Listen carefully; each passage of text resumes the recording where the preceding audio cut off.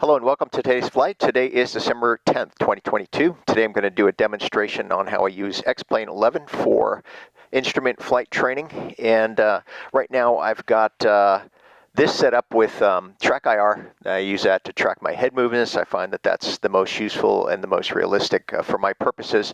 I also wanted to mention that I use ForeFlight in conjunction with the X-Plane 11. I'm going to talk a little bit about that and how I make that work for me. The first thing I'm going to do right now is I'm going to bring up a program called 5K Player, which I highly recommend if you do have ForeFlight on an iPad and you want to project that to your PC screen. I'm going to bring up that program right now. So that's what comes up, and what I'm going to do is to my left, and obviously you can't see it, it's my iPad with ForeFlight. I'm going to swipe down in the upper right hand corner, and I'm going to select screen mirroring, and what I'm seeing right now is 5K Player Desktop. So I'm going to tap on that. So once I tapped on it, now it's mirroring to the screen. I'm going to touch the iPad screen, and there you're basically seeing what I see on my iPad. So, and I can move this around. I can even put it onto my, you won't see it right here, but I have a monitor to my right adjacent to my PC screen that I use for my my flight simulator. So what you're looking at right here is us on the ground at Tacoma Narrows Airport. And the way I'm able to do that is, so if you go to settings on your iPad, and you go to your Wi-Fi here, and then you click the information button, this button right here in the right-hand side of Wi-Fi, and scroll down to your IP address right here. You'll see that it's 192.168.0.73. And what I'm going to do is go into my simulator. I'm going to click here. And then up here, I'm going to click on network. If you can see it right here next to data output, there's network. And I'm going to go here to the plus sign where it says iPhone, iPad, and external apps. I can do this on my iPhone as well as my iPad. And then when you come down here, you'll see enter IP address. And then to the right, it's kind of grayed out and difficult to see, but you have 192.168.0.73 because I preset that. But if you need to change it, you just click the mouse inside that box and change it to whatever comes up on your iPad. And so we're done with that. So again, when I bring up screen mirroring, you're going to see our position on the airport that you are on in your flight simulator. I can change that to any airport in the world, basically, and ForeFlight will reflect that. So what you see right there, that's air traffic. That's real-world air traffic at 1,725 feet. That's a private airplane, November 4, Quebec or Oscar Papa, can't tell. Anyway, that's live traffic. I'm going to turn that off so it doesn't become a distraction. All right, so that's off, and there we are on the ground, kind of near where my real hangar is.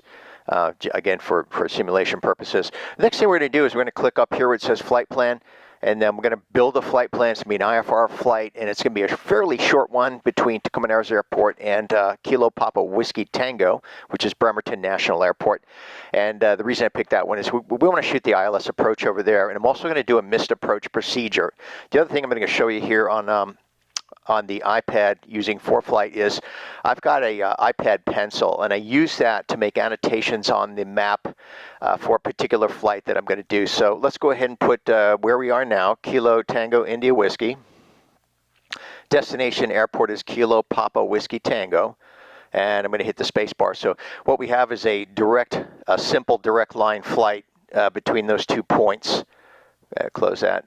And so that's what we have. Now, I want to build an instrument flight plan. So the nice thing about ForeFlight, many of you may know this, but if you go up here where it says routes, there are 12 IFR routes that have been recently cleared by ATC between those two airports.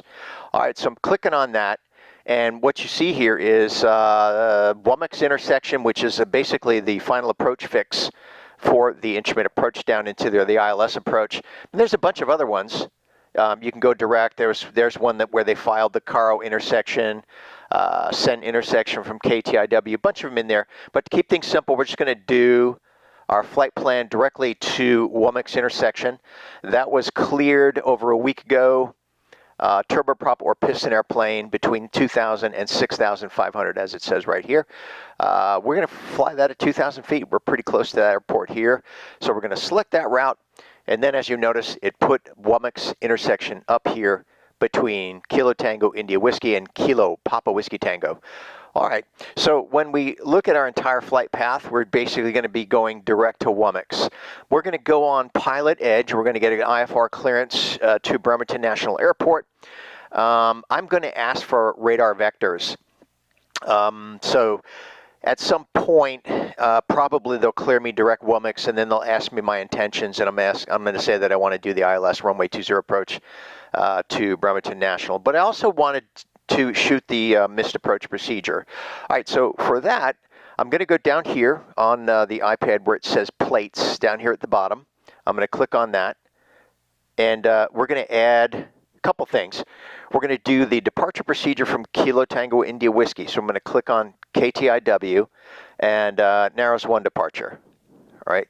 So at some point we're going to reference this, depending what runway we're going to be using down there based on the ATIS. Most likely it's going to be, I don't know, I think the winds, based on the winds today, is probably going to be runway 17. So we're going to climb runway heading until leaving 1,500. And then we're going to turn right 250 degrees, maintain 2,000. And then it says here to expect filed altitude 5 minutes after departure, and then radar vectors to assigned route. So that's what we will expect. The other thing we're going to bring up is, of course, our destination airport. We want to shoot the ILS. Let's bring that plate up. So there's the ILS procedure, and as you can see, WAMX intersection right here is the final approach fix. As I mentioned, I'm going to ask for radar vectors, so they're probably going to be vectoring me in probably for about a 30-degree intercept angle for the final approach course sometime before the WAMX intersection. And then we're going to fly that according to the profile here, cross WAMX. We're going to cross WAMX at or above 2,500 on the inbound, and then all the way down to the missed approach procedure. So let's take a look. The straight in for runway 20 calls for 642 feet with at least a half-mile visibility. That's 200 AGL right here. That's 200 feet above ground level when you cross the threshold. 642 is the MSL altitude. So that's what we're going to fly, but we're also going to do the missed approach procedure. So let's go up here and look at the description of what that is. We're going to climb to 4,000 on heading 197. That's runway heading to 4,000, and then we're going to intercept the Olympia VOR, OLM VOR, the 346 radial inbound to the Carr intersection, and that's that corresponds with 19.4 DME, as you can see right here, 19.4 DME from the Olympia VOR, and we're going to hold. All right, so I'm going to build all that stuff onto our map. So right here, that's the sectional view. That's the entire route, sectional view. Now I'm going to go up here and click in the upper left and change that to IFR low altitude. And we're going to build that missed approach procedure right onto our map. And what I like to use is the iPad pencil. I make annotations right on the map itself for quick visual reference for my purposes. So let's go back to the plate, look at the missed approach procedure. Climb to 4,000 on heading 197. And we're going to intercept the OLM 346 radial. Let's see where that is. So there's KPWT, Bremerton National Airport right here. This is the runway heading. So let's see what that looks like. It looks like it corresponds with Juvga intersection. So let's put, after KPWT, we're going to put Juvga intersection in there. And then we want to go Carro, C-A-R-R-O. So I'm basically building a missed approach procedure in here. So there we have the Juvga intersection, which again corresponds with the runway heading for the final approach on runway 20. But the missed approach procedure says climb to 4,000. So what we're going to do is we're going to climb to 4,000, maintain 4,000, intercept Juvga there, and let's look at the rest of the missed approach procedure. So we're going to continue our climb to 4,000, and on heading 197, intercept the OLM 346, go ahead and do the Olympia VOR. That's 346 right there. So 346 radial. We're going to be flying that inbound from Caro intersection. From Javka intersection. And then when we get to Caro intersection right here, that's where you want us to hold. So let's take a look. Caro intersection, which corresponds with, again, with the Olympia 19.4 DME, and then we're going to hold. And then we're going to continue in the hold for maybe, I don't know, a couple of times around. And then we'll ask for vectors back into Bremerton National, and then we'll land. Okay, so we're going to be holding at 4,000 feet there. Now, let's go back to the map. And one of the cool features that they built into ForeFlight is, if I go to the Caro intersection, and up here you can see that that's the first one listed because that's kind of where I pressed down and held on the map. If I go to More right here and then go to Details, it gives you several options up here. Direct to, remove from route, hold, and then there's even more options. I mean, let's click on the hold. Right now, it has a published hold. Since this is a missed approach procedure, there is a published missed approach hold at the Caro intersection. I'm going to go ahead and select that, but you can customize these holds as however you want to. Left turns, right turns, pick radials, inbound, and that kind of thing. But so right now we have set up as published. I'm going to add that to the route and see what that does. All right, so that's what it's showing. Right turns from the Caro intersection, and let's see how that corresponds to the plate. Okay, so when we go down here, we can see the published missed approach is 166 degrees inbound. Of course, that's the 346 radial off the Olympia VOR. Again, that corresponds with 19.4 DME, as you can see right here. 346 on the outbound, and we're going to do 1 minute legs. We'll do a couple of times around the racetrack there.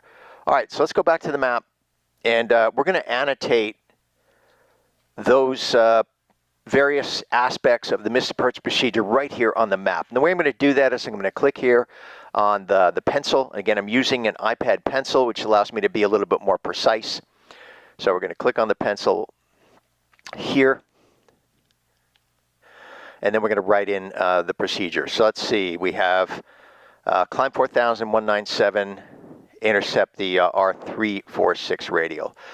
So we're going to be runway heading to 4,000, and then we're going to intercept the 346 radial Olympia VOR, and then we're going to hold Caro. All right, and I'm going to tap on that pencil, and we're going to leave that alone, and then we're going to go back to Tacoma Narrows. Now let's take a look again at our plate. We're going to close this one out. I'm going to go to the Narrows 1 departure. Again, the winds favor 17 today, so that calls for climbing runway heading until leaving 1500, and then right turn 250. All right, so basically we're going to be climbing out runway heading to 1500, and then we're going to make a right turn 250 degrees. All right, I'm going to tap on that pencil again. So that's again, so let's make sure we got that right. Climb runway heading 1500, right turn 250, and it says maintain 2000. And so I'm just going to annotate 2000. Most likely they'll clear me directly for 3,000 feet while on the ground at Tacoma Narrows. Now, PilotEdge is the Tacoma Narrows Airport. My home airport is not part of their primary airport support, so they don't have ground-up coverage there. They're going to treat it as if I'm departing an untowered airport. So I'm going to get on with approach control, request my clearance on the ground, and all that good stuff. So, all right, so that's the process and procedure for today. Again, that's the entire route. Everything has been annotated. So then now the next thing I'm going to do is I'm going to go to my plates. I'm going to close the Narrows 1 for now. I'm going to bring up the ILS at Bremerton National, and then I'm going to click up here where this little arrow is in a box. I'm going to go ahead and press that, and I'm going to send this plate directly to the map. Now it's superimposed over the map right there. That kind of simplifies things. So I can make that disappear by tapping on it and then clicking hide plate, I can hide the plate, and then I can just as easily bring it back up and send it to the map. So that's what we have going on today. So let's go ahead now and get on PilotEdge, and we'll enter our flight plan. So for that, we have to get on with PilotEdge.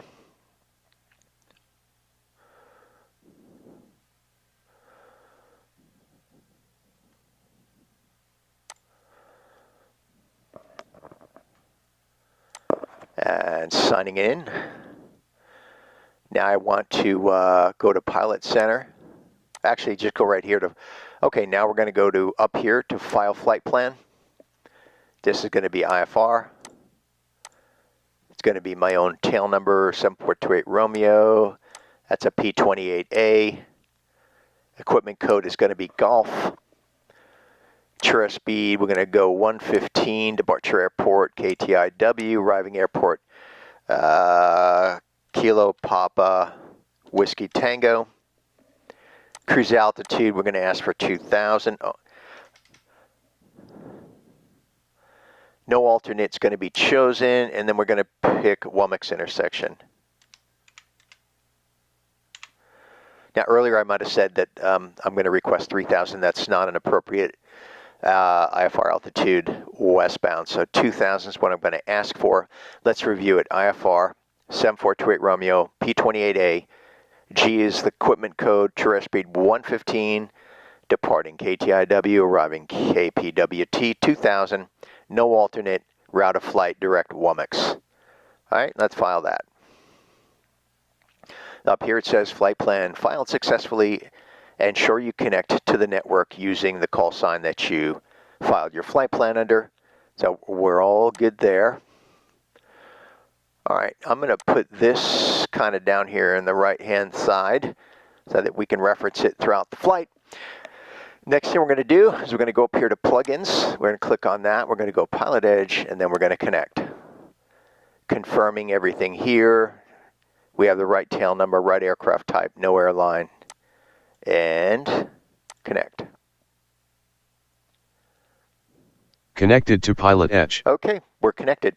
Let's go ahead and get the airplane started and request IFR clearance and all the other steps and processes that would normally be followed from an untowered, uncontrolled airport on an IFR flight plan. Okay, let's get it started. All right, so we have mixture set, full rich. Throttle open 1/4. All switches off, carb heat in. Prime, we'll give it 3 pumps. Master switch on. Rotating beacon on. Fuel pump on, verify pressure. Showing good pressure off. All right.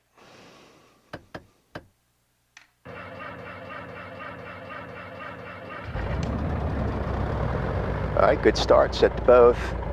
I'm going to set the RPMs at 1,000. Let's go ahead and turn our master switch on. And the entire flight today is going to be by hand because I don't have autopilot in my airplane, so I train on the simulator the same way I fly in real life. Let's go ahead and check our frequencies. Again, I'm going to bring up, so here's the thing, I'm going to project this onto the screen, but anytime I interact with the airplane, that's going to disappear. That projected image is going to disappear. So there's going to be times when I'm toggling back and forth. Anyway, we're going to get all our frequencies set. Here's Tacoma Narrows. So we're going to select airports down here, Tacoma Narrows Airport details. ASOS is 12405. Actually, I already have that set in COM2. And then, of course, ground is 121.8. But we're not going to be using that because they're going to treat this again as a non-towered airport. So I have to get on with 122.2. That's the default PilotEdge frequency for requesting clearances at non-controlled airports. So we're going to do that. And then we have our CTAF frequency for Tacoma Narrows. Normally that would be tower 1185 right down here. And now let's go ahead and get the information for our destination airport, which is KPWT. So I'm going to tap on that. Their ATIS is 121.2, so I'm going to set that in standby here.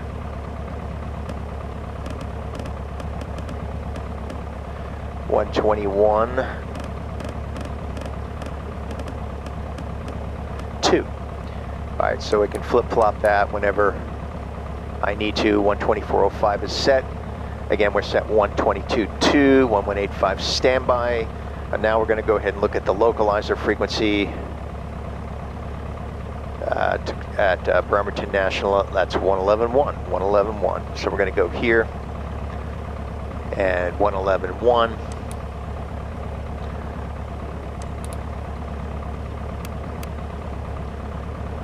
All right, that's set. And let's look at some of the other aspects of this approach. So it looks like the Womack's intersection, okay, let me bring that up, sorry, guys, gals. So the Womack's intersection here is defined several different ways. It's defined by the Olympia 355 radial. It's defined by the SeaTac 282 radial. It's defined, and ForeFlight will also let us know when we're at Womack's intersection. And there's probably more ways it's defined, but so I'm going to tune in the Olympia VOR in standby here, 113.4. So that's going to be down here in standby, 113.4. All right, that's set in standby. Okay. So we're good for our clearance request. CTAF frequency 111.1 is the localizer at Bremerton National. 113.4 is going to be the VOR at Olympia. We're going to go ahead and go through our checklist for this airplane.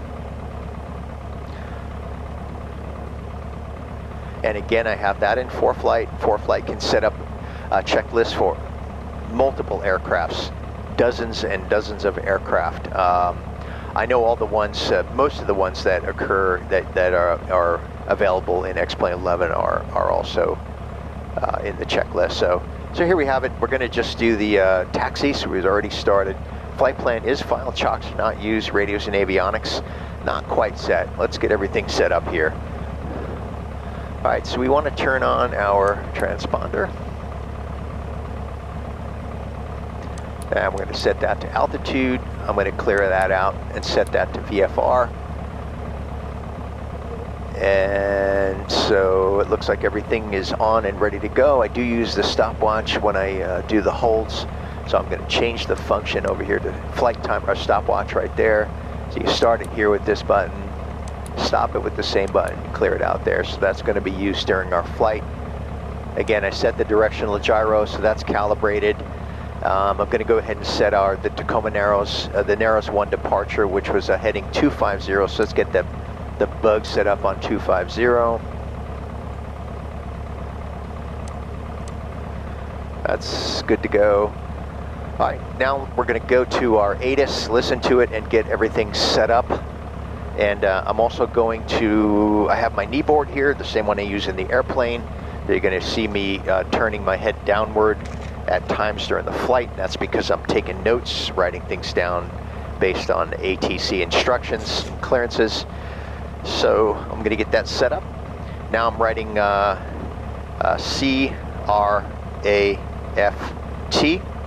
and that's the acronym for Clearance, Route, Altitude, Frequency, and Transponder Squawk Code, CRAFT. All right, so now we're going to listen to ATIS here at Tacoma Narrows Airport and see what they are saying. Tacoma Narrows information November 1900 Zulu weather. Wind 170 at 8, visibility 3, rain. Sky conditions 400 overcast, temperature 0, dew point 0. Altimeter 3008. Arriving runway 17, departing runway 17. Advise on initial contact you have November.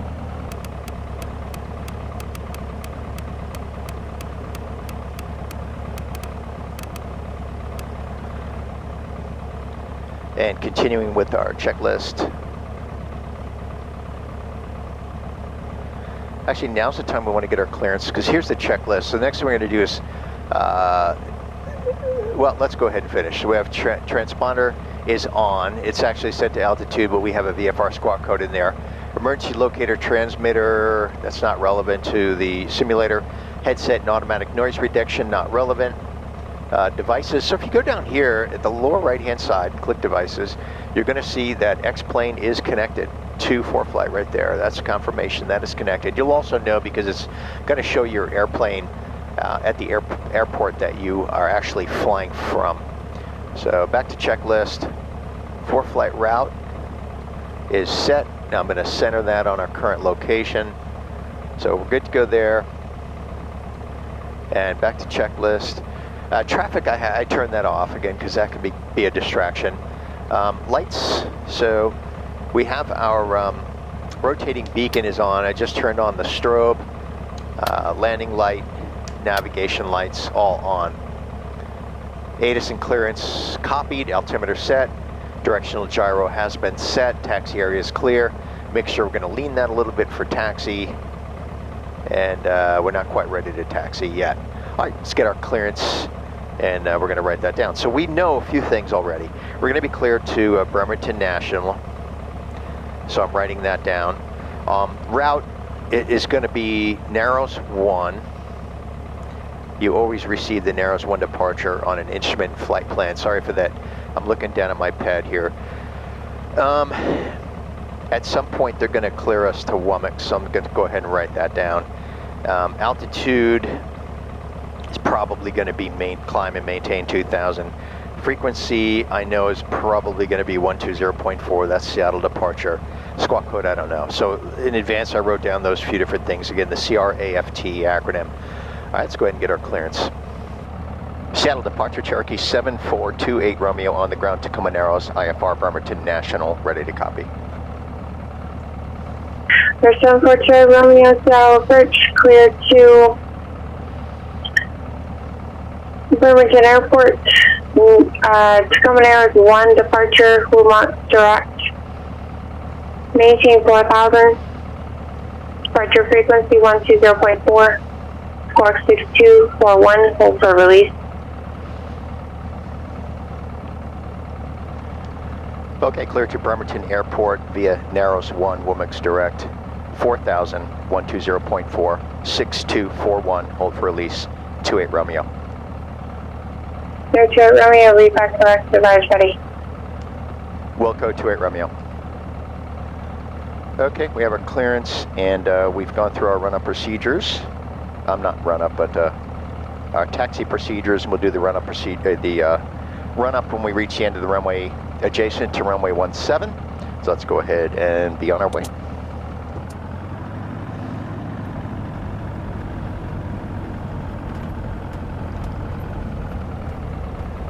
By the way, I just installed head shake, and kind of giving it a try. You can see the aircraft tilting as we make our turn there to the taxiway. As I mentioned earlier, this is a tower-controlled airport. Normally I would have contacted the ground, and they would have given my taxi instructions, but since it's being treated as a non-towered airport on PilotEdge, I'm also treating it the same way. So we're taxiing over to 17 now, which is the complete opposite end of the airport.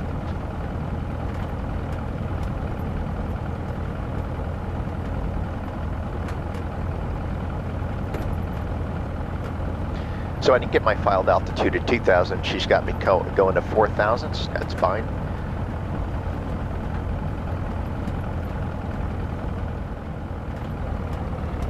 So now one of the cool features in ForeFlight is, we'll bring up the map here, and you can see our position on the airport. And I'm going to go ahead and orient that to our direction of travel. So you can see us right there coming up to Bravo 3 on Alpha. Really, really helpful feature, particularly when you're at an unfamiliar airport.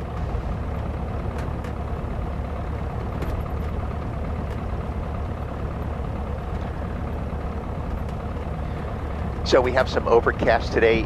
If we get in the clouds, I'm going to leave it set the way it is. If the cloud layers are higher than our cruise altitude, I'm going to go ahead and I've got a view set up where I can transition to IFR, which is instrument reference, where I'm not being able to see out the windscreen. The instrument's only for training purposes.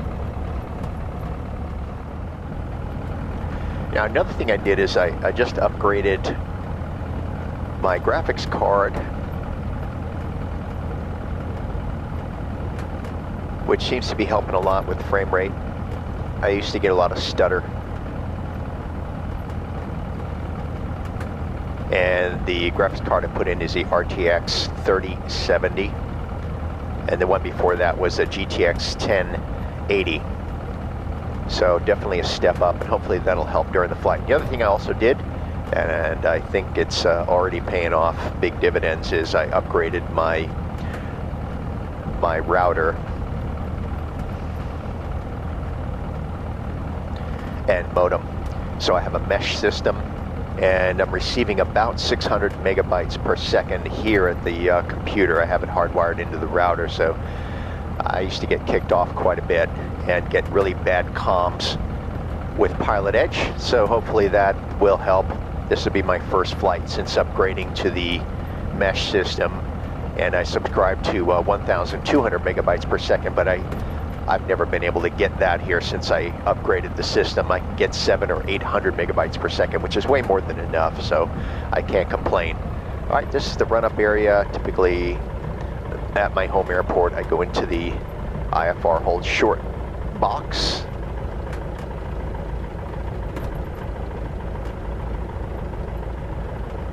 There, of course, ForeFlight is tracking us on the ground, and the airplane will remain geo-referenced over the map through the entire flight. A little bit of stutter there on the screen projection from ForeFlight. That is to be expected. Hopefully we won't get stutter on the X-Plane simulator. Okay, we're in the IFR hold short box. Let's go ahead and go through our run-up procedure. Now, there's going to be times when this screen disappears, so for right now, here's your checklist. Before takeoff, tow brakes are set, recording equipment not used, seats and seat belts in place.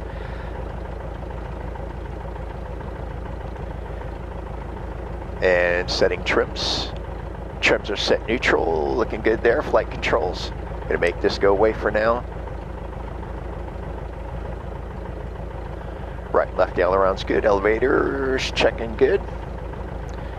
And directional gyro set. We did set that. We're going to recalibrate it for presets. We're set heading bug 250. Our artificial horizon is set. Altimeter set, field elevation, fuel quantity sufficient and balanced. And we are set right tank. Primers in and locked. Mixture set full rich. And throttle 1,800.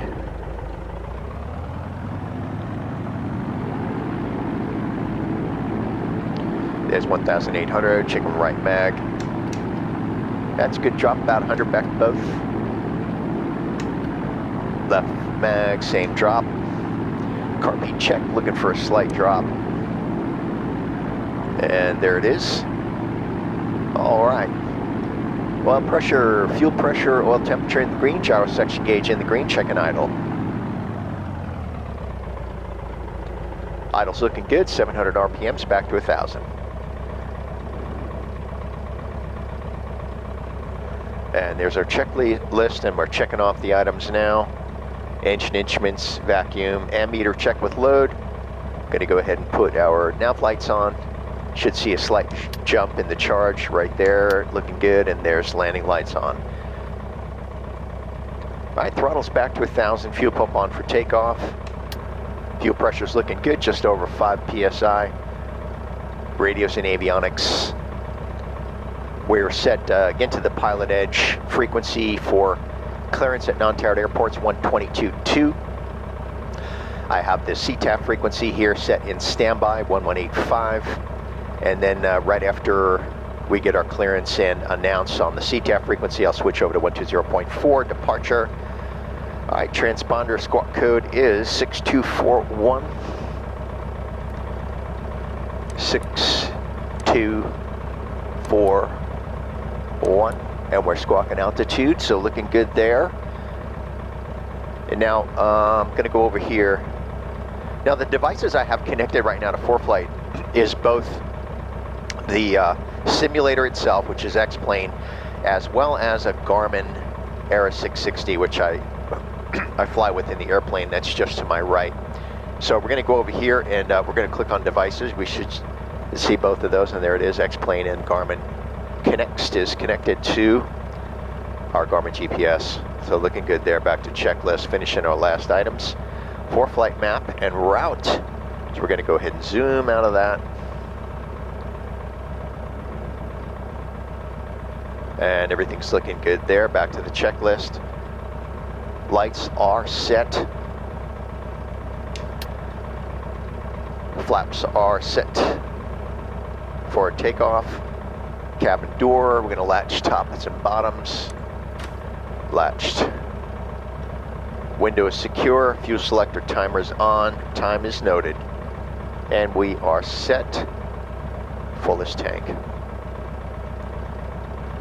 Alright, I'm going to taxi to the hold short line and get our release. Now, it's not a clearance, it's a release because it's a non-tarred airport. They can't clear us for takeoff, but they will clear us for release, and it will have a release window, usually about a 10-minute time frame that you need to be off the ground, or else your clearance is void.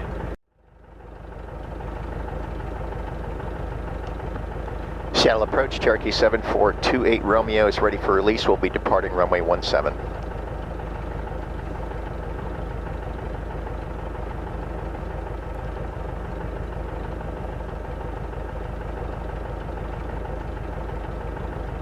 Cherokee 742 Romeo, release to departure clearance was not for 3 minutes. It's not for 3 minutes of Seattle approach of intentions within 1 minutes. Change flash frequency approved.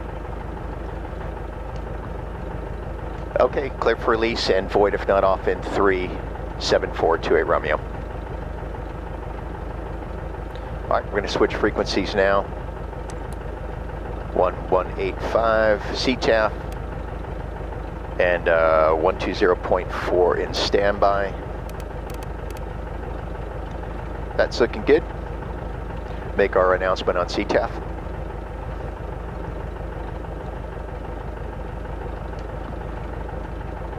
Tacoma traffic, Cherokee 7428 Romeo, departing runway 17, departure to the west.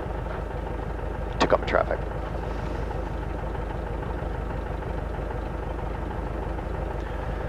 All right.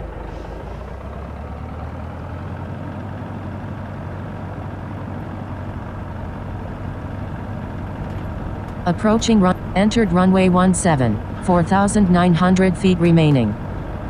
Go ahead and bring up ForeFlight so you can see what's going on here.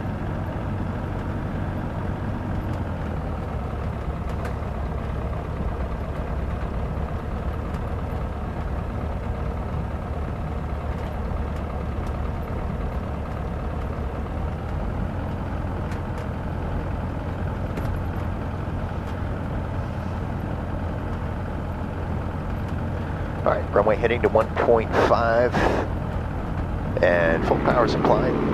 Engine instruments in the green. Power is available for takeoff. Airspeed indicators live. Slight back pressure on the control wheel and off the ground. Going to maintain runway heading 1,500, right turn 250.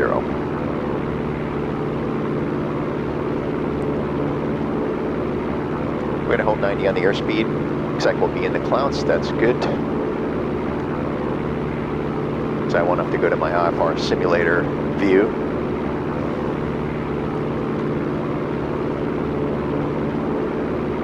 Well, the head shake really does change your perspective in the cockpit. Coming up on 1,000 and runway heading.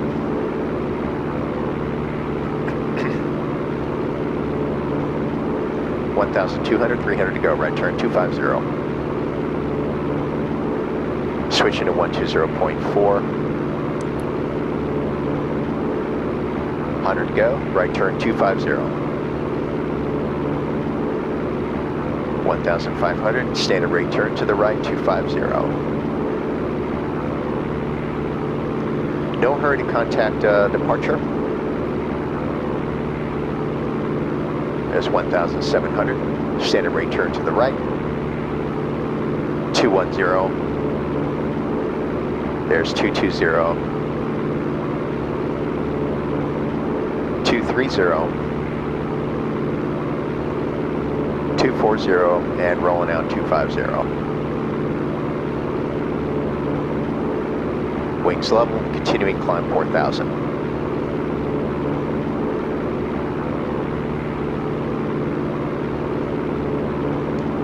Shallow approach Turkey 7428 Romeo out of 2,400, climbing 4,000.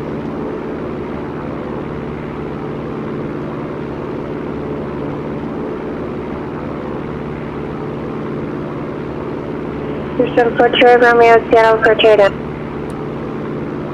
Ident.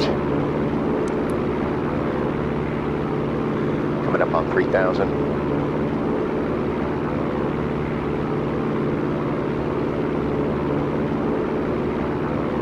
Houston 48 Romeo, radar contact 21 miles northeast of Olympia, VOR Olympia, altimeter 3011. Position checks 3011, 28 Romeo.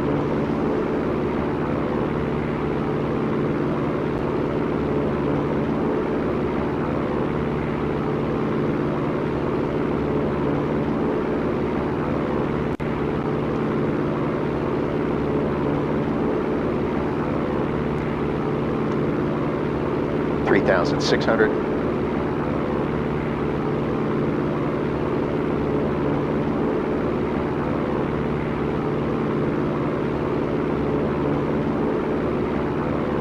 Gotta lean the mixture a little bit here.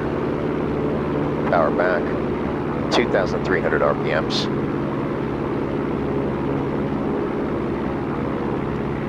Leveling 4,000.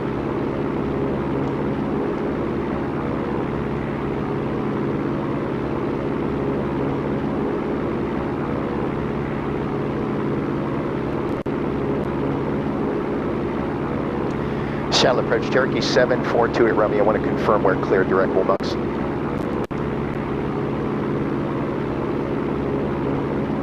Detroit Romeo, leading 3,000, you're clear direct Woolbox.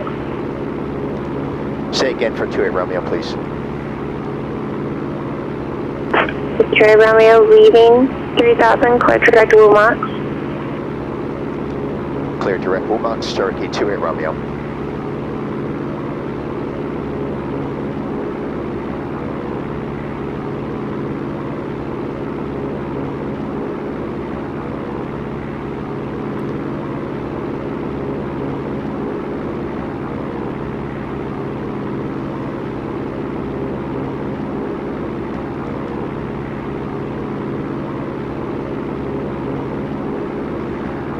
And there's our ForeFlight map.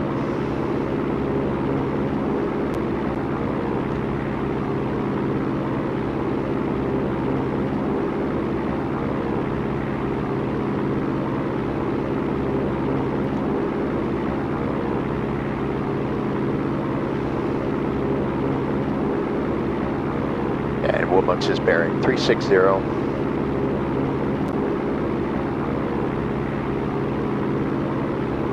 And rolling out.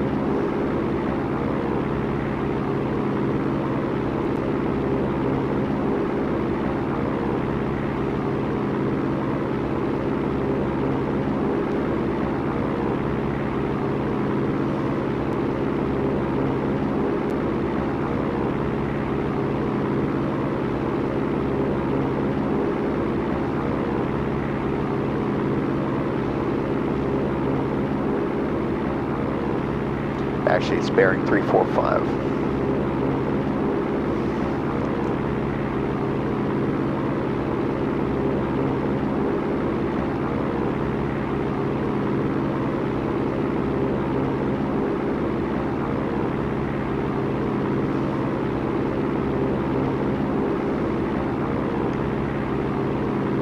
Okay, everything's looking good. We're at cruise altitude. I'm going to turn landing light, fuel pump off.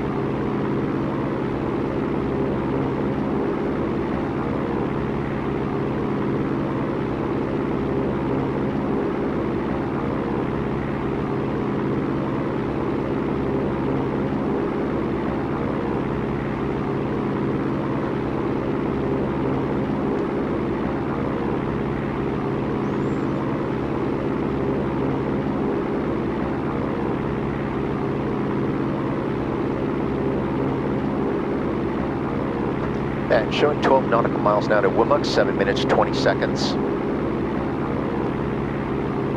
And at some point here, she should ask what our intentions are. I'm going to ask for vectors for the ILS 20. Everything's being done by hand flying. I do not have autopilot in my actual airplane, so I fly by hand when I fly the simulator most of the time.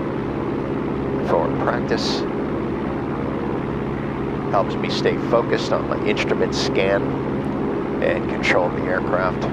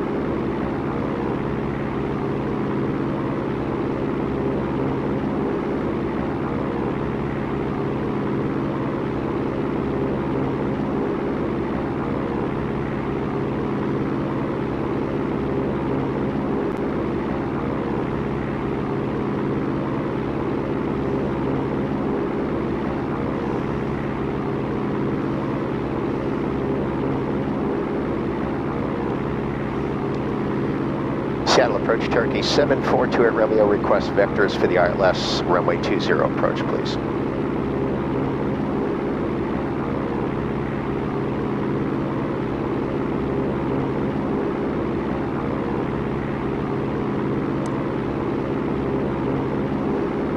Disconnected.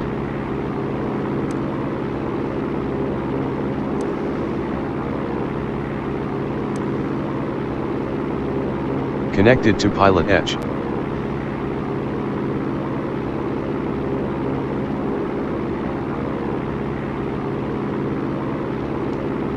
Seattle approach Turkey 7428 Romeo. Looks like I got disconnected briefly there. We would like the vectors for the ILS runway 20 approach. Bremerton, please.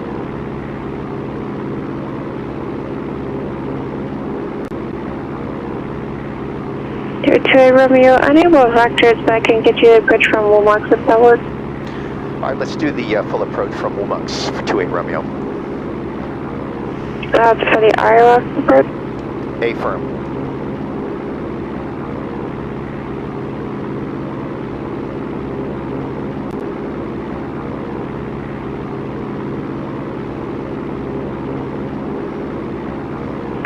Archer Romeo, cross Wimux 4000, cleared ILS runway 20 approach, and report established localizer.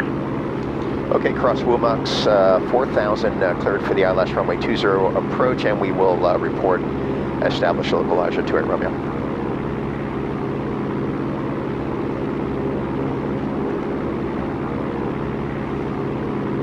Yeah, so the disconnecting, that happened again. I'm not too pleased about that. I was hoping that the upgrade on speed, bandwidth, and that sort of thing would have eliminated that issue, but it's still happening, so not too happy about that. I don't know what to do about it at this point.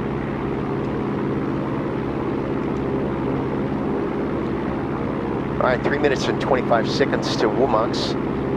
And I'm going to go ahead and bring up ForeFlight here. We're going to actually superimpose the approach plate,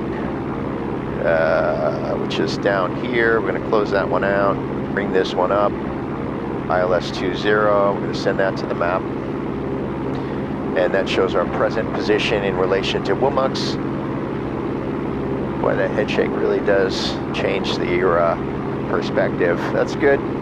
Keeps you on your toes. That was a weather refresh.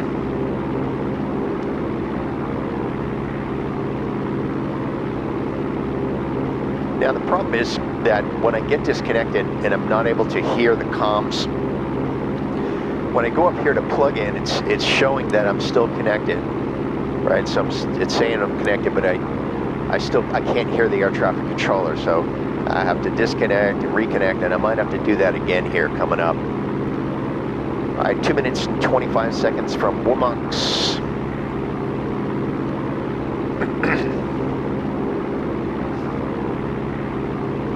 And then we're going to go outbound on heading 017. We're going to time that for 1 minute.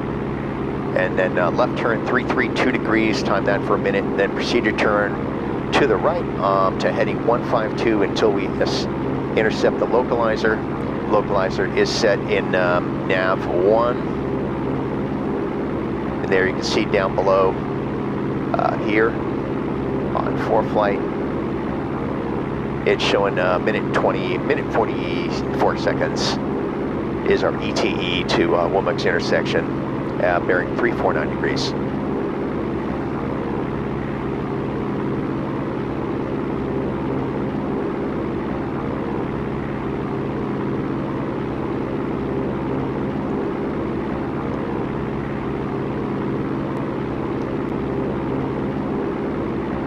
Minute 19, then 017 on the heading.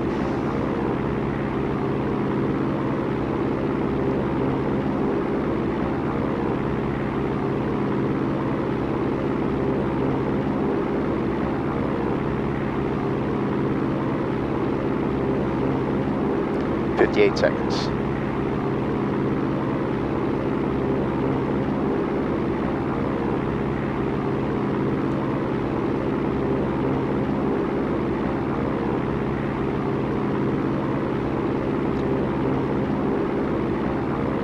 Seconds.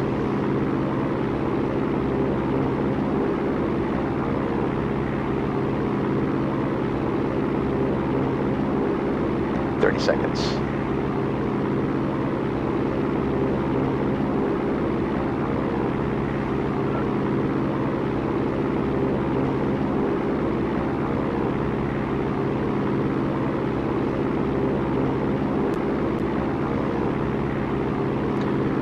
Seconds, right turn 017, standard rate turn to the right.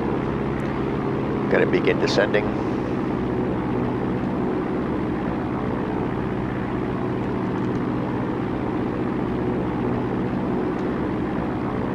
There's 010,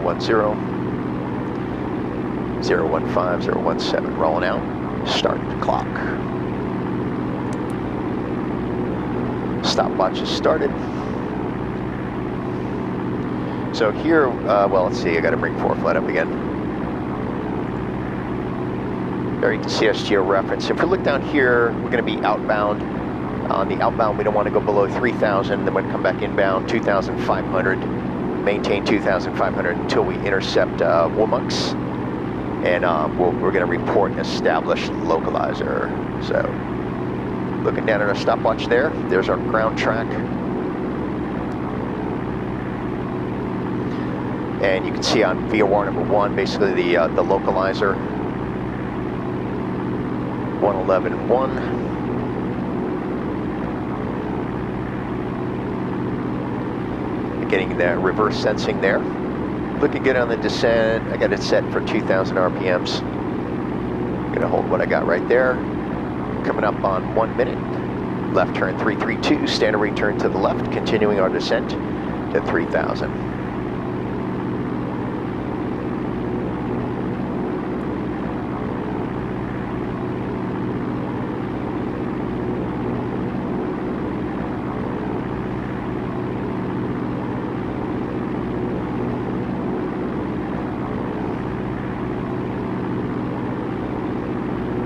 Out on 332. There's wings level. Going to reset, stop and reset the clock. Clear and start.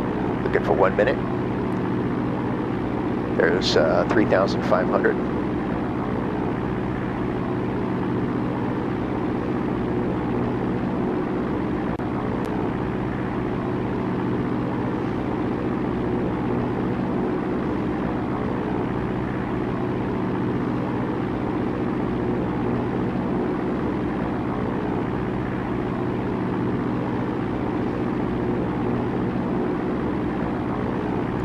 Seconds.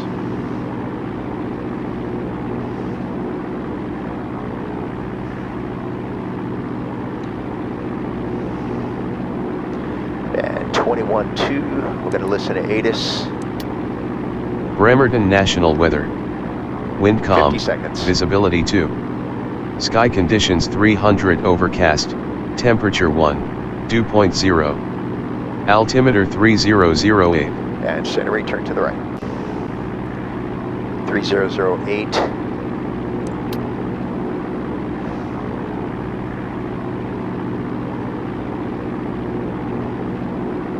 All right, we're going to continue our descent down to 2,500 and hold that.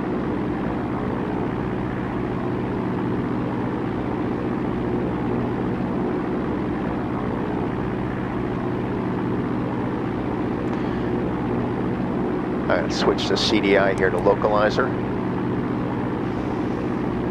There's 3,000.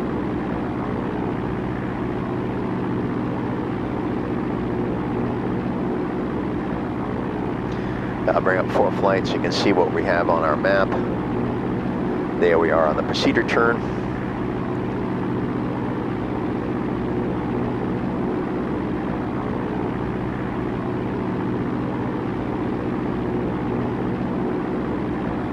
$2,800.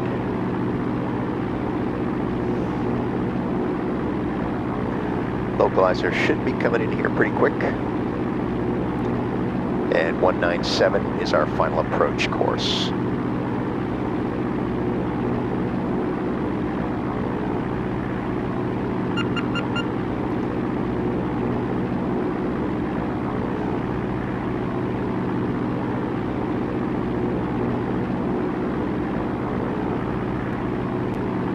And rolling out on 152. Localizer should be alive here and should be coming in. There it is. Got 2 dots, going to come right to final approach course 197. Going to add a little bit of power. Stop our descent.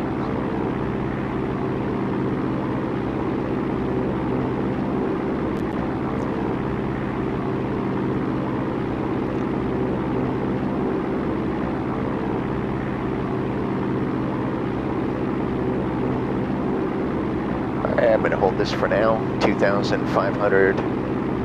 And localizer's coming in, glide slope should be coming in pretty quick here.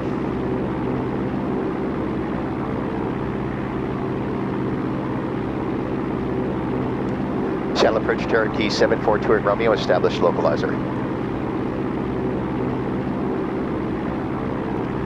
Looks like I lost him again, maybe.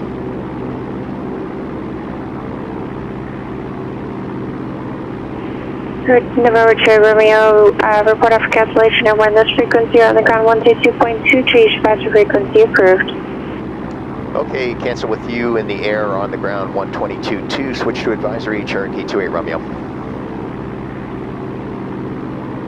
Spokane clearance southwest 363 Seattle. And coming left.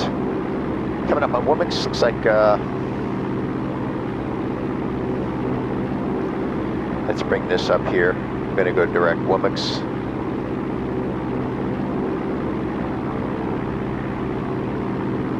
And coming left to bring that localizer in.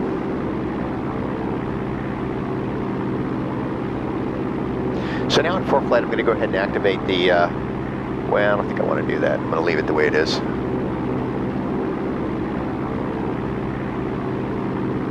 Glide slope should be coming in here. Coming left.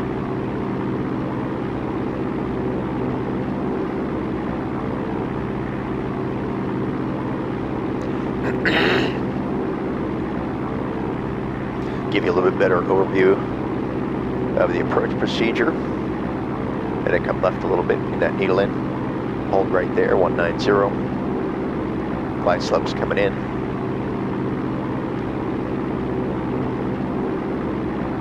Localizer's coming in.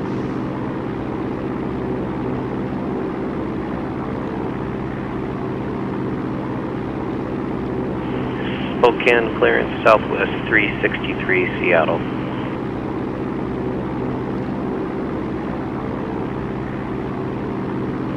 Southwest 363 Spokane clearance on request number.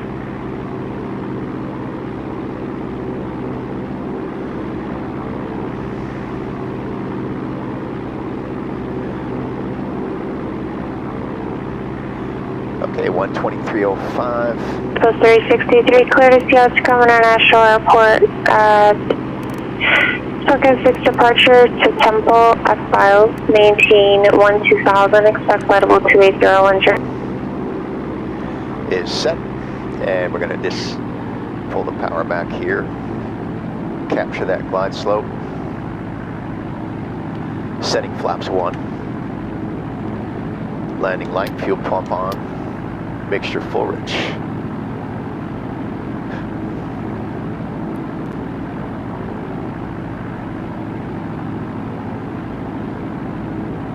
Alright, rated descent's looking good.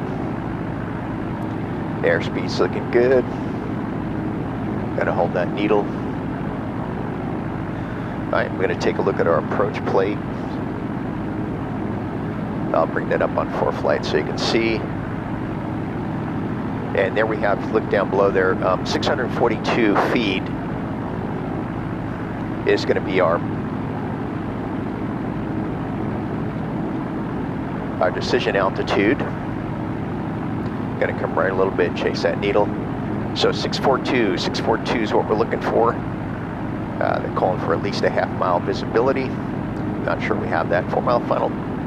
And we'll make our announcement on the CTAF frequency. Bremerton traffic, Cherokee 7428 Romeo, 4-mile final, runway 20, Bremerton.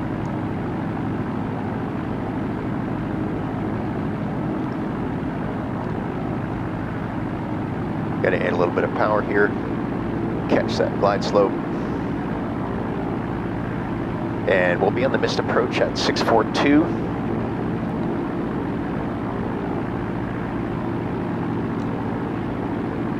Gonna level off here to get that glide slope back in, coming left a little bit. And a little bit of power. Coming left.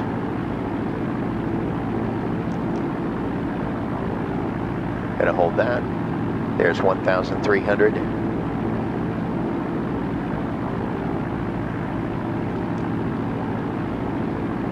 I'll hold that heading right there, 190. Localizer's coming back in, glide slope's looking good, pulling power back, coming right. Let's hold that right there.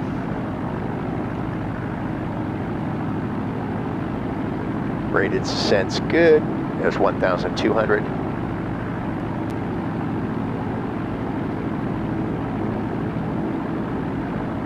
Alright, gonna pull the power back, increase rate of descent just a little bit. Catch that glide slope. Of course, it's gonna get more sensitive as we get closer to the airport. Coming left slightly. Alright, there's 600 feet per minute on the descent. Airspeed's looking good at 90. Gonna hold that right there.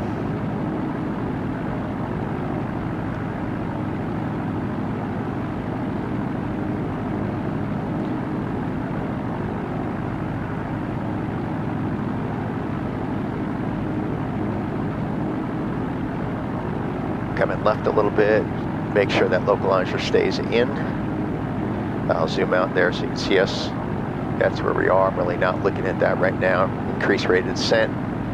Pulling power back.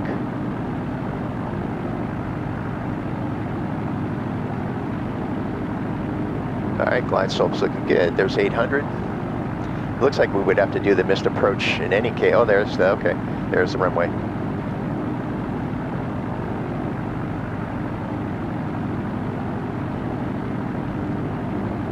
Alright, missed approach, full power, runway heading. Positive rate of climb, flaps up, back in the clouds. Gonna hold this heading here, we're gonna climb to 4,000, we'll get on with approach and state our intentions. We're gonna have reverse sensing on the localizer, so we're gonna be doing the exact opposite to chase that needle on the outbound. So we're gonna come left slightly here.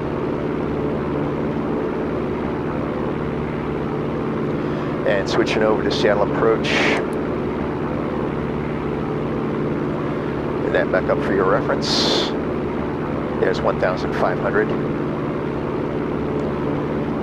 Seattle approach, Cherokee 742 at Romeo's on the missed approach. We'd like the published hold.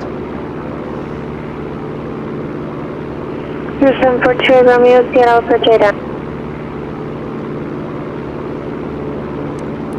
Wide in. Coming left. Lost the localizer. Just gonna hold present heading. 742 Romeo, your radar contact 6 miles south of Woolmarks intersection. Execute missed approach as published. Okay, position checks and missed approach as published. Cherokee 2 Romeo.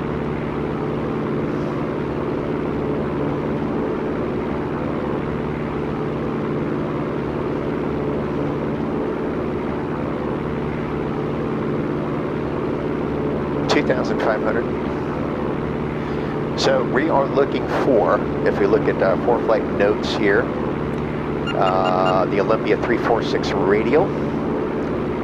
I'm going to switch over to the Olympia VOR and dial in the 346 radial.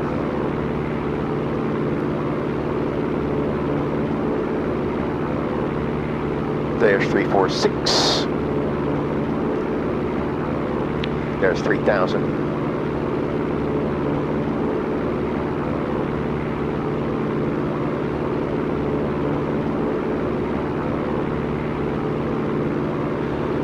Show you ForeFlight here for reference. Coming up on the 346 radial, which is the jump gate intersection. That's where we're going to make our left turn, and then we're going to hold at Caro.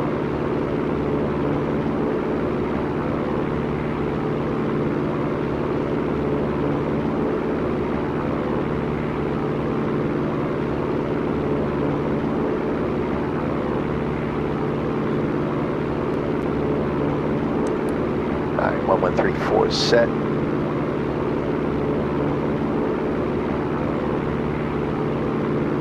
Coming up on jump guide.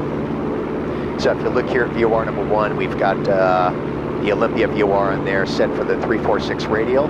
And as soon as that comes in, we're going to make our left turn. There's 4000. We're going to level off here. Power back.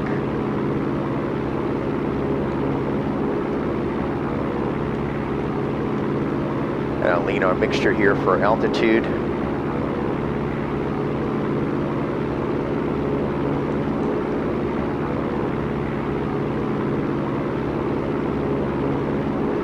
Needles starting to come in.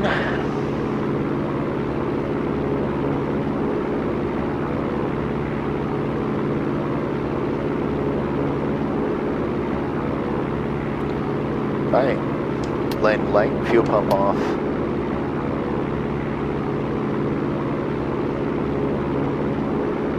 $33 seconds to jump left turn. Looks like left turn's going to be 166 degrees. There, the needle's starting to come in on the Olympia VOR.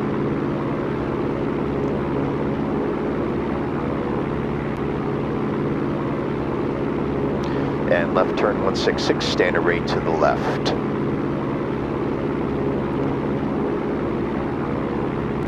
Spokane ground southwest 363 at the terminal, ready to taxi with Juliet.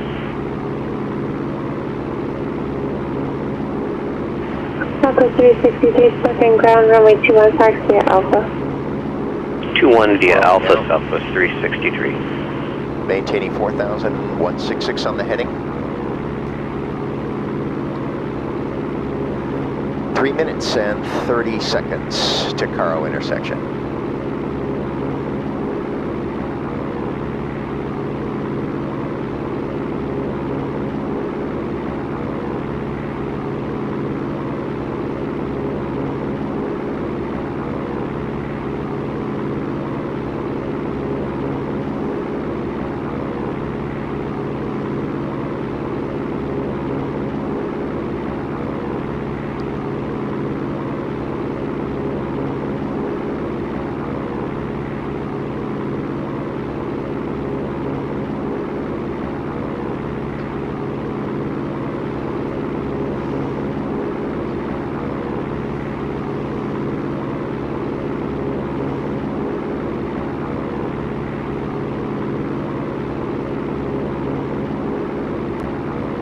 And we're going to be right turns. I'm going to time those for 1 minute legs.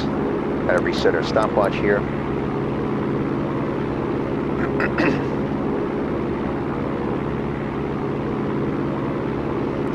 And then I'm going to change it up a little bit. I'm going to ask for vectors for the ILS 17 back at Tacoma Narrows, and we'll go ahead and land there.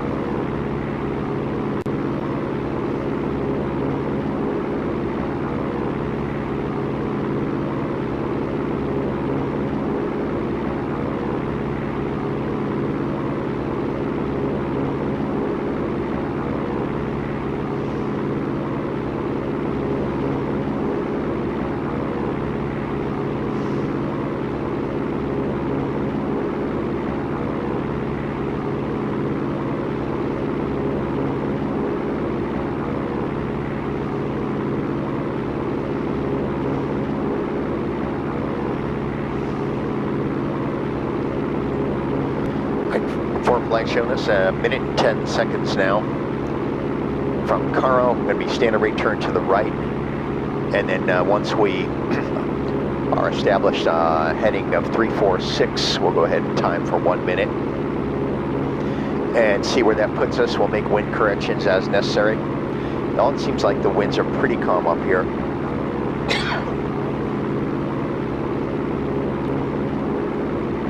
We are set to real world weather. So this is pretty much what it's looking like out the window right now as I look out there.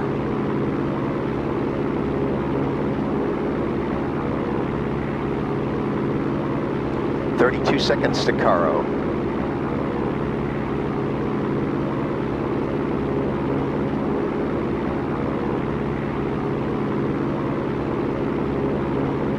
Seconds.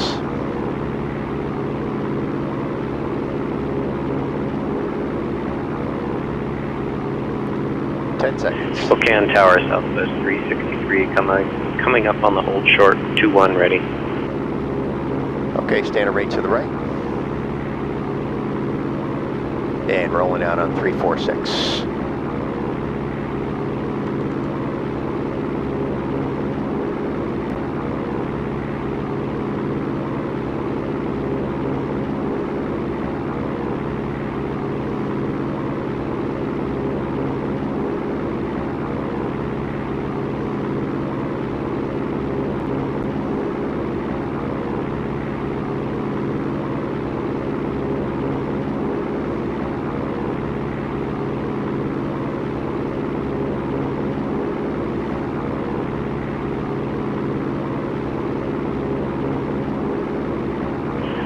Spokane Tower, Southwest 363, holding short, runway 21, ready.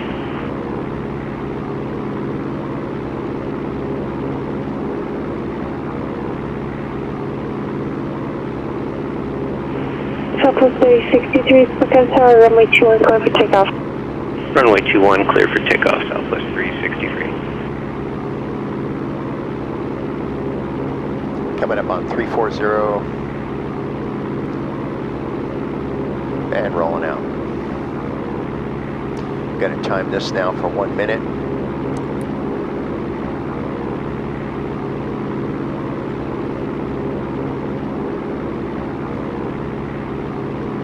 And then standard rate turn to the right, 166, direct Caro.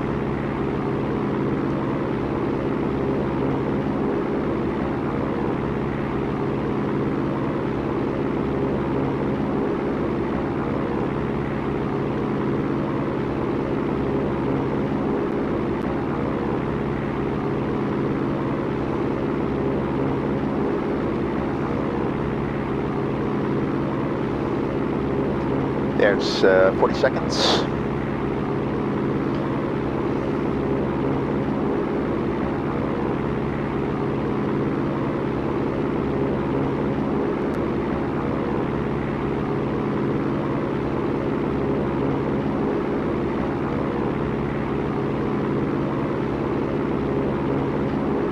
One minute right turn.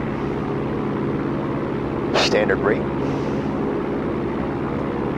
That puts us in about a 17-degree bank angle. Standard rate turn will be maintaining standard rate. In 2 minutes you will have completed 1 360-degree circuit, as indicated down here.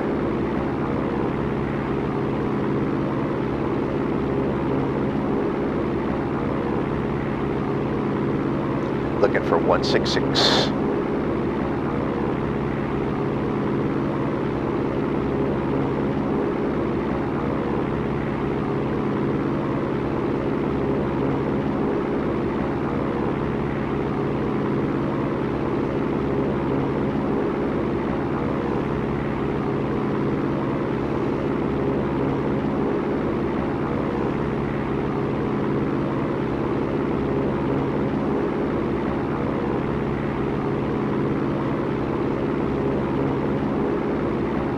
There's 150.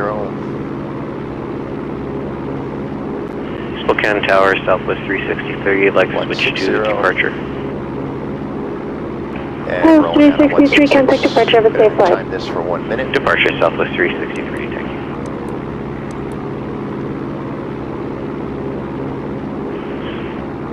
Spokane departure, Southwest 363, 66 for 12,000. There, just so you can see where we're at.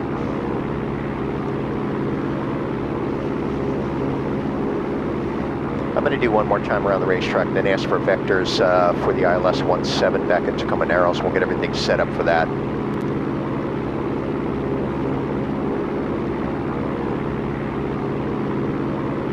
So while we're on the inbound, we're going to go ahead and bring up our plates. Whoops, that's not the one we want. We want KTIW, ILS 17, and we'll get everything set up for that. Bring the map back up. Spokane departure, Southwest 363, 97 for 12,000.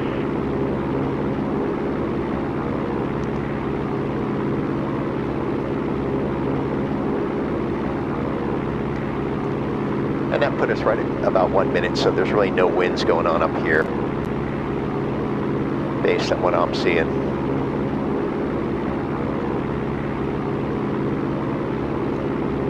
Spokane Tower, Southwest 363, I seem to have the departure frequency incorrect. Can you give me the correct one again, please? Southwest 363 should be 23.75. Okay, that's the one I'm transmitting on. I'm not getting any answers, Southwest 363. Okay, try one more time.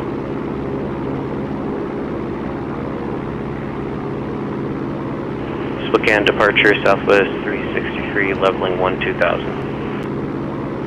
Southwest 363, Spokane departure, radar contact when I will proceed direct tempo. Common maintain 13,000, contact Seattle Center now 121, correction, 132.6, 32.6. Okay, resetting. When able, proceed direct tempo, climb maintain 13,000 and 133.6 on Seattle, Southwest 363. 132.6. 132.6, Southwest 363. All right, now I'm going to make this go away. I'm going to hide the plate there. And let's go ahead and bring up,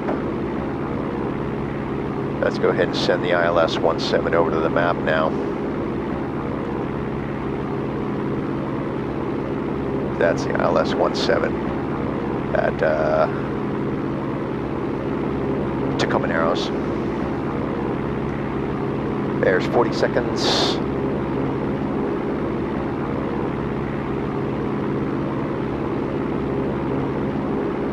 Better come left slightly. I got me a little bit outside that course line when I come back around. Southwest 363, Seattle Center, common maintain Federal There's 1 minute 260. left turn. 166.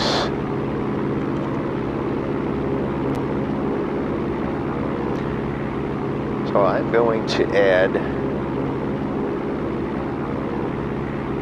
KTIW to our flight plan.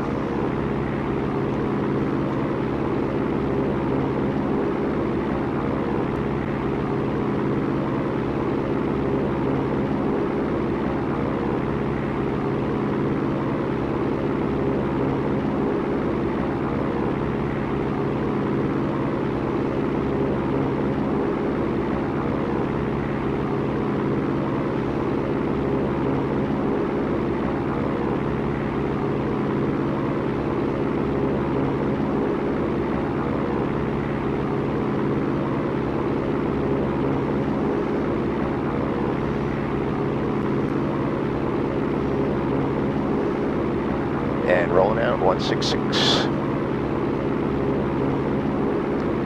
And start the clock.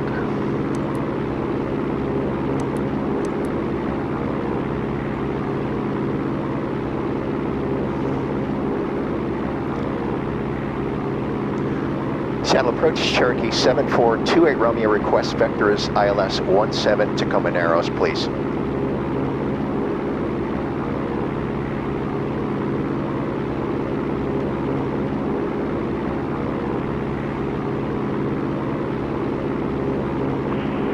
For Troy Romeo, clear to Tacoma Narrows Airport via direct send, maintain 4000.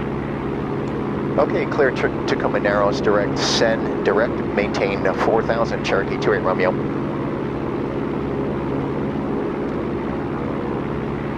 Alright, so I'm going to put send. I'm going to clear this all out here. KTIW. And we're going to go, and then we're going to put send, SCENN. And let's go direct send right now. Travis 363, climb maintain level 280. And we'll figure out the rest here in a minute. At least we're going direct send. I'm going to go ahead and send this flight plan to my Garmin device. Activate that. Alright, continuing our standard rate turn. Direct send intersection.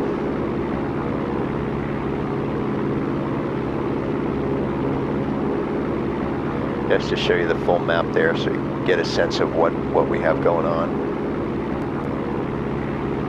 Troy Romeo, cross send 3000 north left, cleared ILS runway 17 approach, report established localizer. Okay, cross send at or above 3000 and then report inbound cleared for the ILS 17 Cherokee 28 Romeo.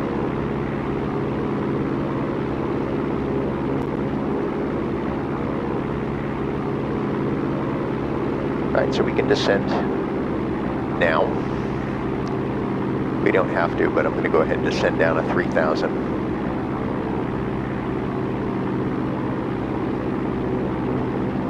So there's our hold. Now we're on our new course. I'm going to go ahead and finish the flight plan here. KTIW. And I'm going to put procedure approach ILS 17 from send. Add that to the route. And now we're going to give you a full view of that. That's the procedure turn that you see there that ForeFlight just put in, which is pretty cool. She cleared us. I'm just going to go ahead and fly the procedure turn instead of vectors. So I'll be crossing send and then outbound on heading 347. And then we will time that for a minute. Begin our descent down to, I believe it's 2000. I'll bring the plate back up here in a minute.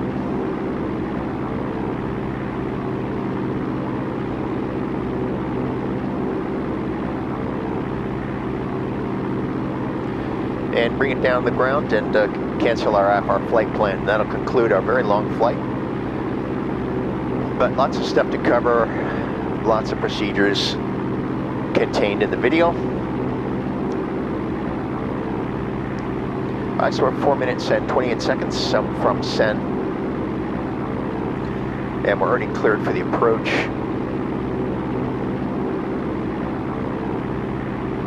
And we'll just report inbound.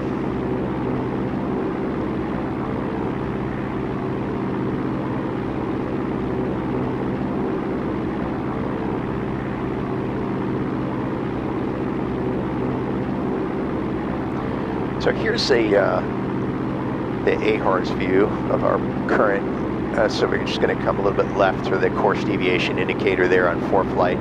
Comes in pretty handy. 300 feet to go, 3000.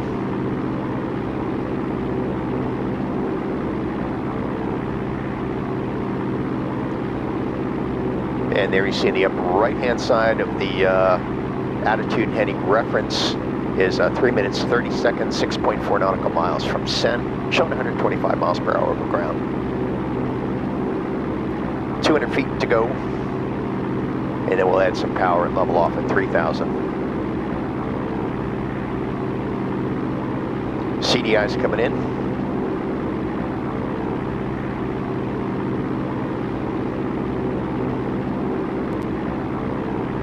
feet. Power's coming in. Gonna hold that right there.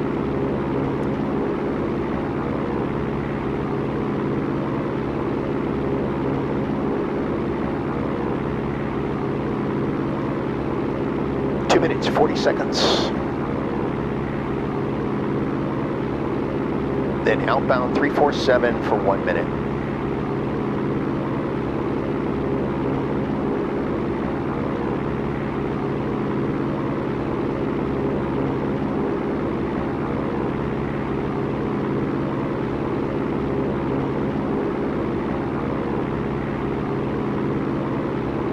Two minutes, 12 seconds.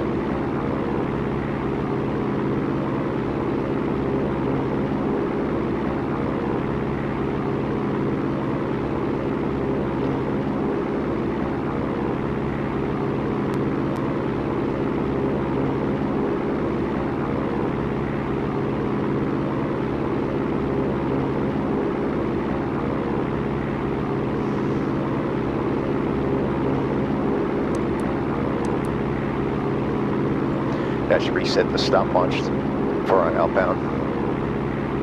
Gonna come left a little bit here.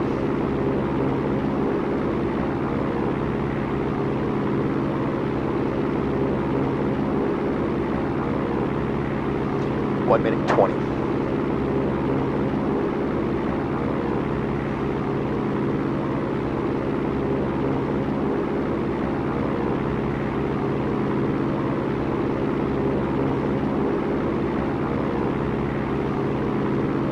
Then 347 on the outbound, 1 minute. And we'll begin our descent down to 2,000. Just to confirm, there it is, send at or above 2,000. 50 seconds.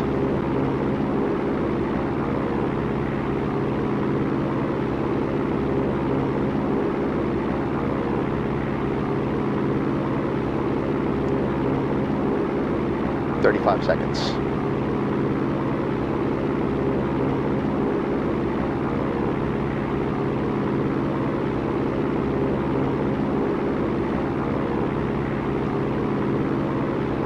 Seconds.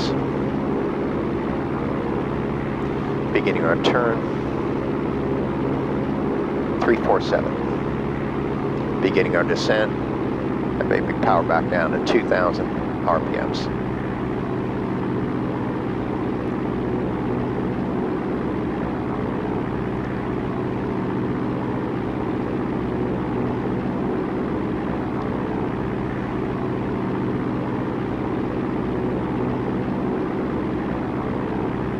Rolling out on 347 and start the clock.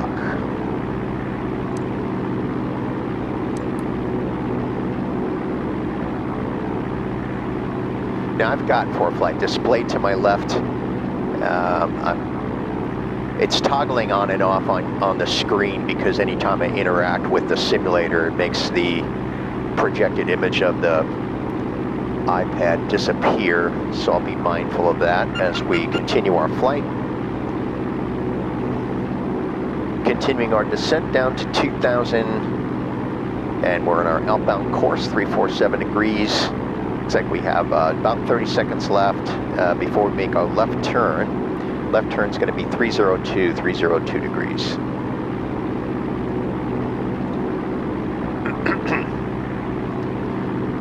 All right. Now we're going to bring up the plate, and we want a 109.1. Oh, there's a little bit of weather there. A little bit of 109.1.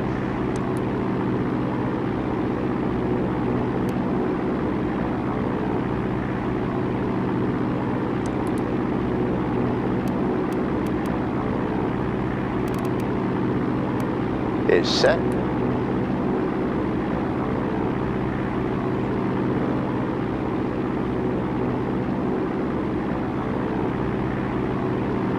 going to be outbound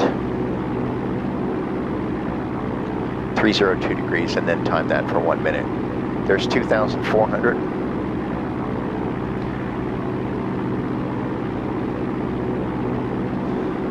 I'll make the AHRS view go away for now. 200 feet to go, 2,000.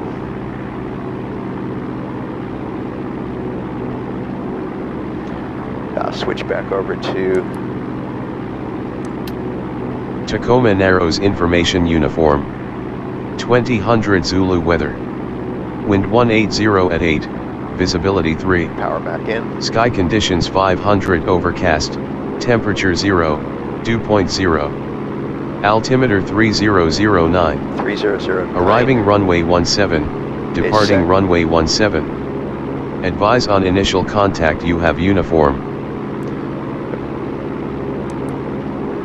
Clearing the stopwatch, that's reset. Turning off COM 2.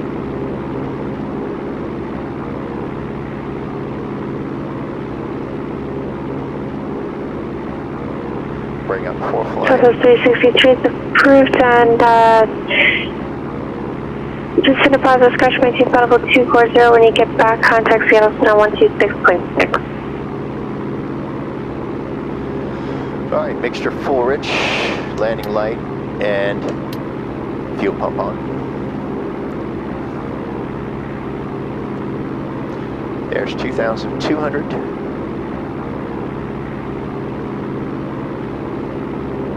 Fifteen seconds to go.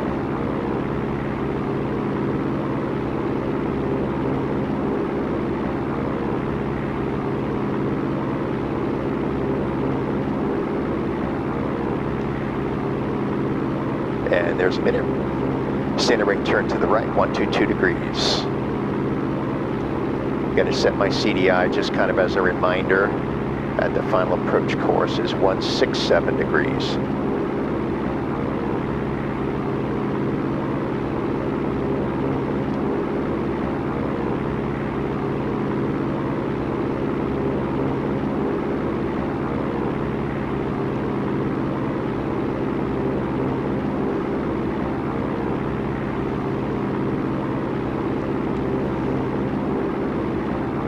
Going to roll out on 122 and intercept the localizer.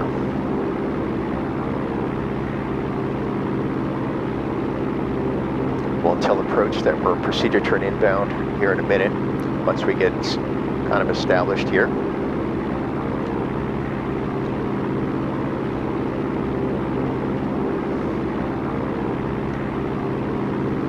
Southwest 363 Seattle Center. Cross track 17,16,000, Seattle altimeter Rolling out. 3008, landing south.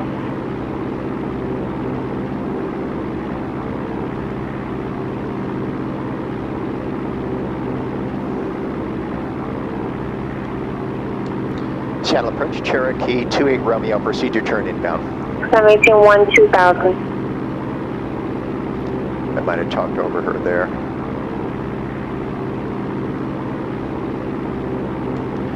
Channel approach 7428 Romeo, procedure turn inbound. Richard Romeo, thank you. No traffic there between you and the airport. Report for cancellation in this bridge on this frequency on the ground 122.2. Change departure frequency approved. Okay, cancel with you in the air or 122.2 on the ground and switch to advisory Cherokee 28 Romeo.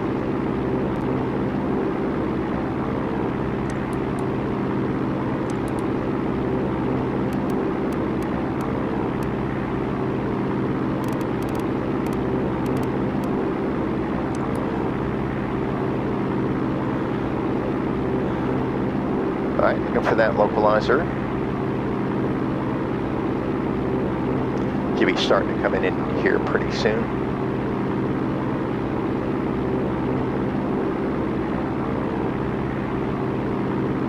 There, it's coming in, turning to final approach course 167, maintain 2,000.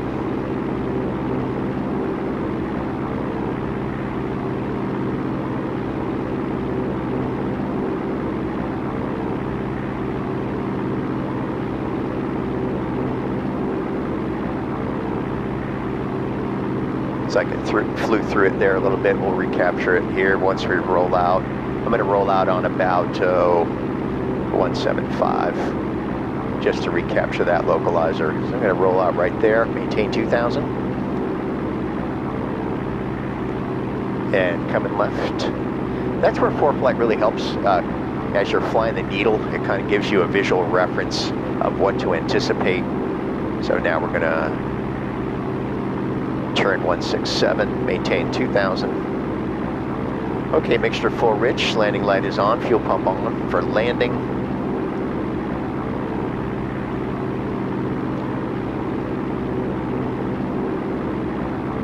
Gonna hold that right there. Looking good on the needle. Glide slope should be coming in here pretty quick.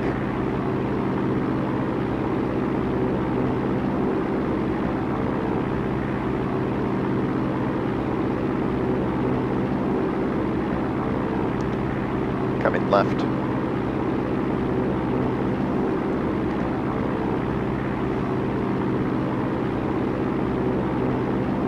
Gonna hold 160.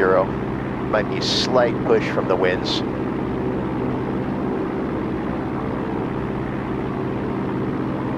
Two minutes, 30 seconds to send.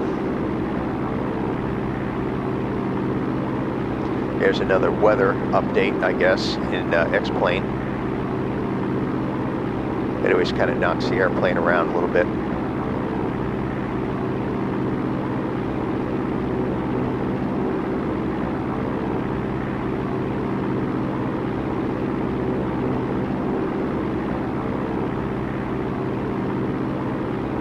Now we're actually 1 minute 19 seconds from send.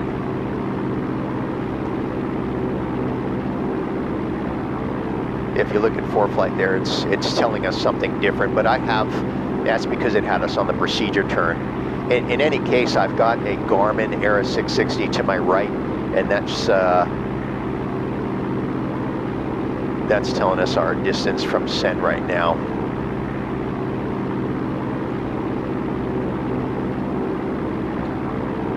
That glide slope's coming in nicely there. And we're going to bring the power back and begin our descent. Coming left. Descent rate of about 500 feet per minute should keep us on glide slope. I'm going to hold that right there, looking good. Let's go ahead and bring up the plate. So our minimums here is 494 feet, 494. 494. There's the outer marker showing us that we're at the send intersection. Coming right a little bit. Just going to fly the needle all the way down. And come right.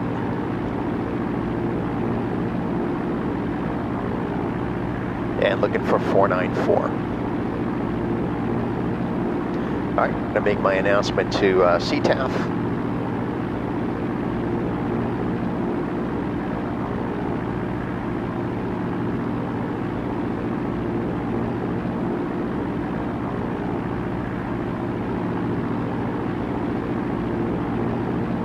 Coming right.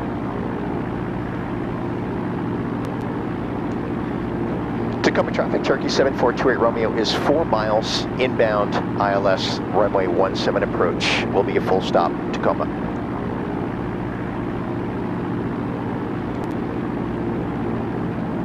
All right, flaps 1.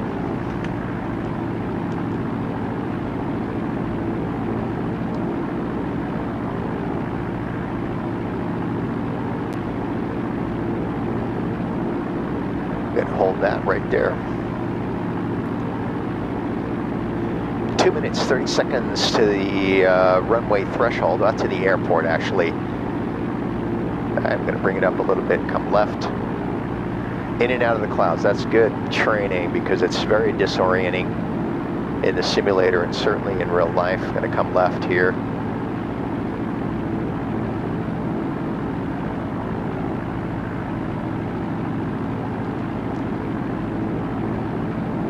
Going to hold about 160.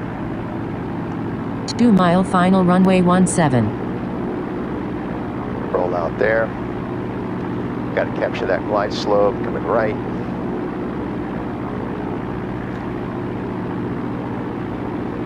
Coming right.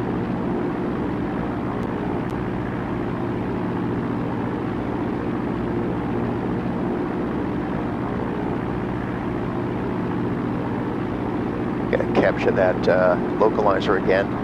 Got a little bit ski-wampus there. I'm going to hold 180 for now, bring it back in. I'll hold that.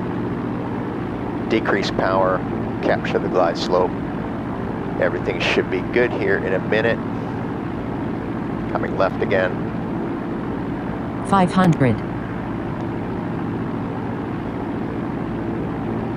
going to hold that right there. And there's the runway. Now we'll just go ahead and make a landing. Gonna add flaps.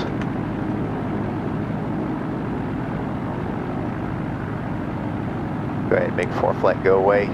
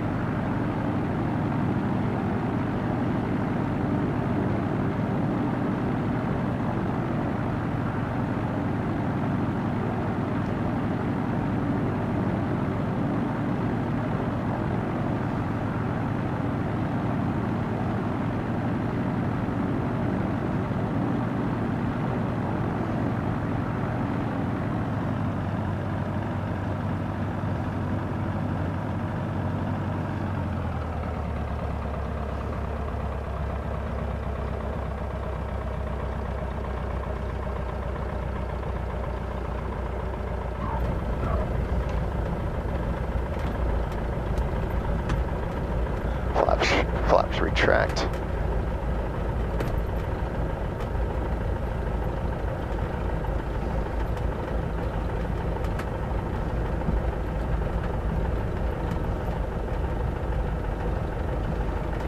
Boy, the head shake really adds some challenge there for landing the airplane.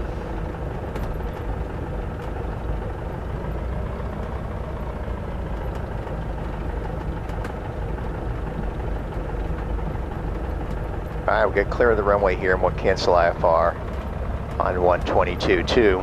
And we'll do a quick debrief and end the video. I realize it's a long video, but I think in order to include everything that I felt was important to include in the entire flight planning and flying the airplane, missed approach procedures, and all that good stuff, it was necessary. So we'll just end the flight after the hold short line here. We'll go ahead and get the airplane stopped and set the parking brake, and we'll go ahead and cancel IFR. So we're going to switch over to 122.2.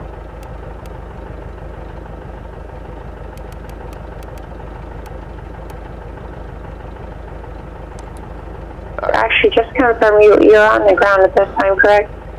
Hey, firm, yeah, we're on the ground at Oscar 16. Uniform Mike Whiskey, clear to Truckee Airport, filed.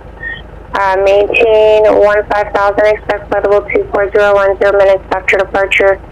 Departure frequency 132.2, squawk 3521, hold for release. That's going to be... Mike Whiskey, cleared to Truckee as filed, maintain 15,000, expecting flight level 240 in 10 minutes of departure is Oakland 132.2, squawk 3521, hold for release. Uniform Mike Whiskey, read back correct, device ready. Woke up. Channel approach, Cherokee 742 at Romeo on the ground, Tacoma Narrows, cancel IFR, please. 742 at Romeo, IFR cancellation received. Thanks, have a wonderful day. Thanks for your help, good day, Cherokee 28 Romeo. Alright, let's bring up ForeFlight. I'm going to head turn this fuel pump off. Quiet things down a little bit. Okay, so let's go ahead and bring up our entire flight path. So there we are on the ground, Tacoma Narrows. There you can see our departure, the green line. It was the Tacoma Narrows, the Narrows 1 departure. So runway heading 1,500, right turn 250, and then she cleared us direct Womack's intersection. So that's him flying by hand. There's a little bit of fluctuation there on the flight path, and there's Womack's intersection. Then we did the outbound, timed it for 1 minute, and then we did our procedure turn to the left, timed that for 1 minute, and then right turn to our inbound intercept course. Turn off COM 1 and bring this back up. Okay, yep. So there's our inbound course, and there we intercepted the localizer for the ILS 20 approach. Flew that to the decision altitude right there, and then we did the missed approach procedure, which was runway heading straight out, climbed to 4,000, intercept the, I believe it was a 346 radial off the Olympia VOR, this right here, to Curro intersection, and then that's where we did our hold as published, and we did a couple of times around the racetrack, then asked for vectors. Actually, she cleared us direct Sen intersection, so that's right here for the ILS 17 approach to Tacoma Narrows. That's Sen. We did an outbound, timed it for 1 minute, and then left turn, I think it was 302 degrees, timed that for 1 minute, and then inbound to intercept the localizer. We reported procedure turn inbound for runway 17, and it's kind of cool because today the real world weather is actually just above minimum, so we were able to fly the entire flight without having to go, so to speak, under the hood. We actually flew it real world weather. And there we are, Tacoma Narrows, canceled our IFR flight plans. Thank you for joining me. I know it was a long video, lots of stuff in there. Hope you enjoyed it and hope you find some things useful. Thanks again for joining me, and we'll see you again next time.